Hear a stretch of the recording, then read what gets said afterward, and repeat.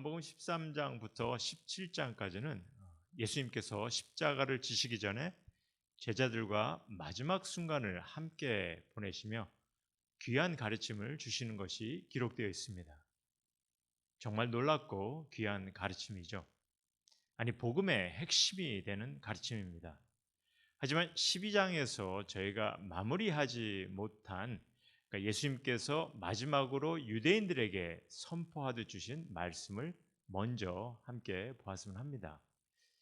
사실 44절에 보시면 요한은 예수님께서 외쳐 이르시되라고 하는데요, 마지막 심판에 관해 전하는 말씀이죠. 그런데 저희가 본문의 내용을 보면요, 다른 복음서와는 달리 마지막 심판의 내용이 아주 간략하다는 겁니다. 그러면서 강조하는 것이 있는데요, 우리가 두려워할 그런 마지막 때 어떤 징조나 핍박 이런 것의 설명보다는 무엇보다도 우리의 믿음과 또한 성육신이 된 말씀이 심판의 주가 되심을 가르치십니다.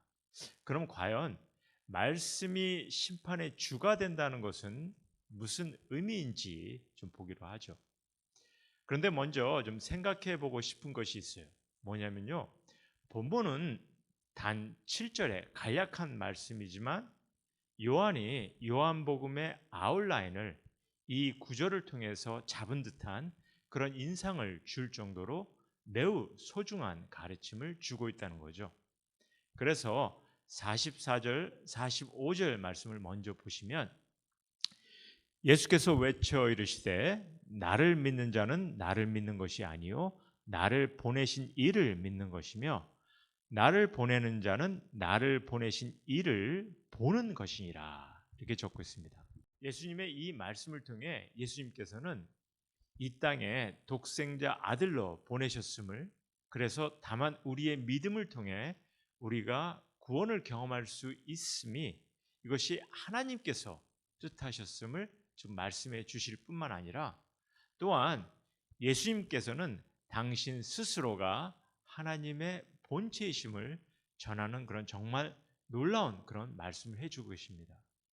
그런데 이런 가르침은 요한복음에 많이 강조되는 가르침이라는 거죠. 그래서 전에도 보았지만 이런 예수님의 대범한 말씀을 통해서 우리가 결단을 내릴 수 있는 선택은요, 단 두 가지라고 하였죠. 이런 말씀을 전하는 예수님을 우린 거짓말장이로 또는 정신 나간 자로 단정을 짓든지, 아니면 우린 예수님께서 전하시는 말씀을 그대로 받아들여야 하는 그런 선택밖에 없다는 거죠. 어떻게 성자 중에 한 사람으로 여겨지는 그런 예수님을 거짓말장이, 정신 나간 사람으로 여기시겠습니까? 예수님은 정말 하나님의 본체이시면서 이 땅에 우리의 구원을 위해 하나님의 아들로 오신 그런 구세주이십니다. 그러니 또한 46절에 이렇게 말씀을 하시죠. 나는 빛으로 세상에 왔나니 무릇 나를 믿는 자로 어둠에 거하지 않게 하려 함이로라. 예수님의 말씀입니다. 그런데 우리가 이 복음서의 1장을 보시면요, 요한이 예수님을 소개하는 그 서론부터 보면 예수님께서는 빛으로 오셔서 세상에 어둠을 비추었지만 어둠이 그 빛을 깨닫지 못하였다고 전하는 것을 볼 수가 있죠. 이 서론의 가르침이 지금 예수님의 가르침에 근거한 말씀임을 알 수가 있는 거죠. 하지만 여기서 예수님께서는 우리가 이 빛으로 오신 예수님을 깨닫고 그를 믿는다면 이제 더 이상 어둠에 거하지 않게 될 것임도 또 가르치고 계십니다.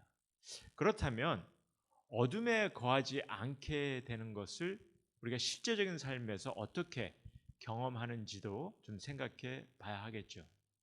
여러분은 우리가 믿음 안에 살 때 어둠에 거하지 않게 된다는 것을 어떻게 이해하십니까?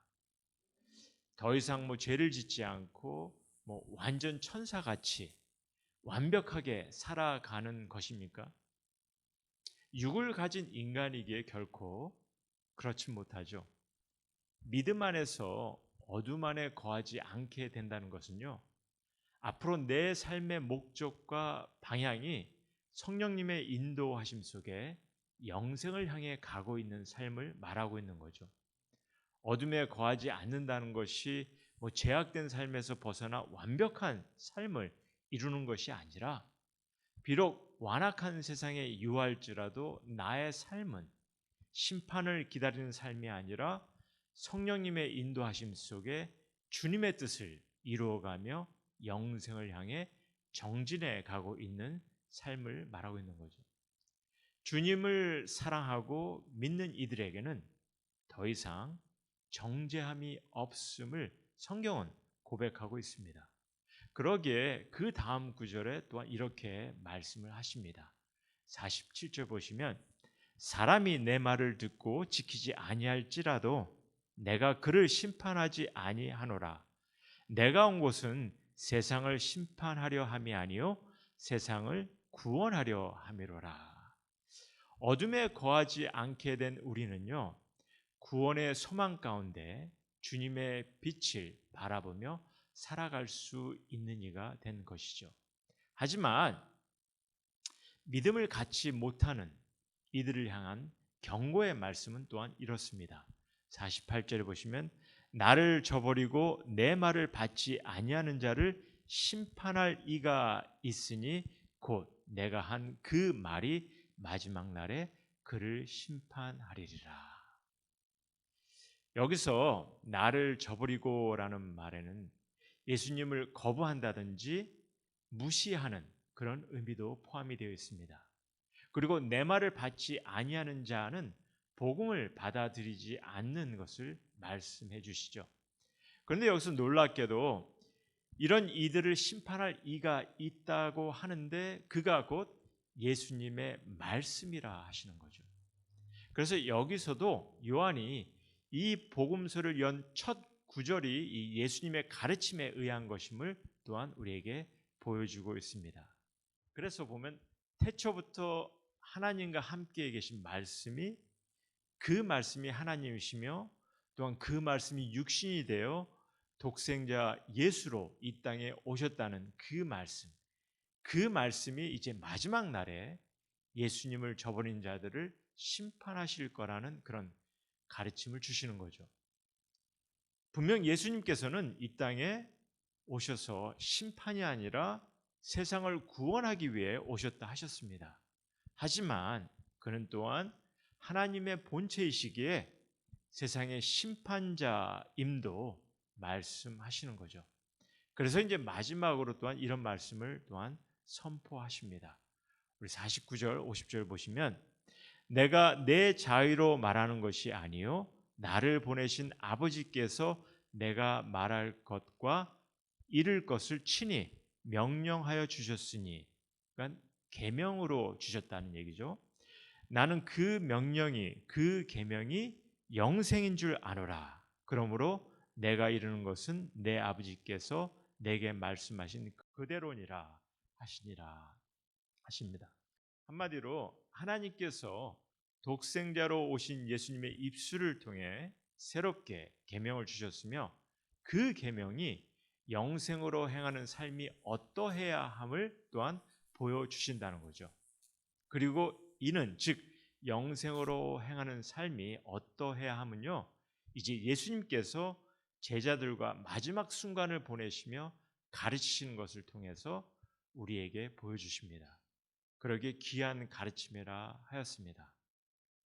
그럼 마지막으로 우리 48절에 내가 한 그 말이 마지막 날에 그를 심판하리라 하신 말씀을 좀 생각해 보며, 과연 성육신이 된 말씀이 심판의 주가 된다는 것은 무슨 의미인지를 좀 보았으면 하는데요. 말씀을 통해 주님을 믿지 아니하고 거부하고 주님의 복음을 받아들이지 않는 이들이, 주님의 계명을 무시하는 이들이 마지막 날에 심판을 받게 되는데요. 저들은 주어진 심판에 어떤 변명도, 어떤 반박도, 어떤 핑계도 될 수 없는 그런 심판을 받게 된다는 거죠. 왜? 이미 영생을 위해 주어진 구원의 메시지는, 계명은, 또 복음은 선포되었고 주어졌습니다. 예수님께서 외쳐 전하셨고 따르는 이들을 통해 전파되도록 부탁하셨습니다. 그러니 이를 거부하든지 받아들여야 하는 선택만이 우리에게 주어졌다는 겁니다. 물론 안타깝게도 이미 하나님과 결별되어 어둠 속에 거하며 복음의 기회조차 얻지 못하는 이들도 있습니다. 빛으로 오신 주님을 깨닫지도 바라볼 수도 없는 이들도 있습니다. 이미 심판에 놓여 있는 자들을 얘기하는 거죠. 여러분은 빛을 바라보십니까? 말씀을 받아들이셨습니까? 복음을, 계명을 받아들여 믿음에 서 계십니까? 예수 그리스도를 주님으로 믿고 영접하셨다면요, 하나님의 사랑과 은혜를 경험하고 계실 것입니다.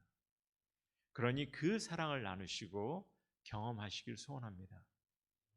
주님의 가족 공동체 안에서, 또 가정에서, 그리고 또한 주님을 보지 못하는 이들과 함께 이를 나누셨으면 합니다. 어둠에 거하지 않는 빛을 향해 정진해 가는, 또한 하나님의 놀라운 사랑과 은혜를 경험하는 이들이 될 것입니다. 다음은요, 계속해서 예수님께서 십자가를 지시기 전에 제자들과 마지막 순간을 함께 보내시며 귀한 가르침을 주시는 그 내용을 나누겠습니다. 13장부터인데요. 한번 묵상해 보시기 바랍니다. 이 영상이 하나님의 말씀을 알아가는데 좀 도움이 되셨다면 우리 함께 나눠주시길 바랍니다.